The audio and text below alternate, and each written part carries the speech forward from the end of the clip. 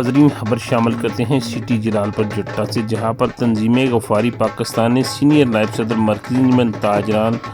Jalalpur جٹاں Shaukat Ali, chief executive شوکت ناشتہ point کو تحصیل جلالپور جٹاں سے تنظیم غفاری کا صدر منتخب کیا۔ جلالپور جٹاں پریس کلب کے اہم رکن سینئر نائب صدر احمد رزاق شاکر کی قیادت میں تصدق حسین مرزا اور رانا شاہد پاشا نے شوکت علی کو تحصیل صدر منتخب ہونے پر مبارکباد پیش کی اور طلائی مالائیں پہنا۔ اس موقع پر تنظیم غفاری جلالپور جٹاں کے صدر لالا امجد، جنرل سیکرٹری صادق رنجا، نائب صدر انتصار احمد، سینئر رہنما تنظیم غفاری آصف مراد پٹی، نائب صدر تنظیم غفاری انتصار احمد، ملک عابد، فاروق صدیقی، علی حسن، نائب صدر محمد فیاض، فہد غفاری،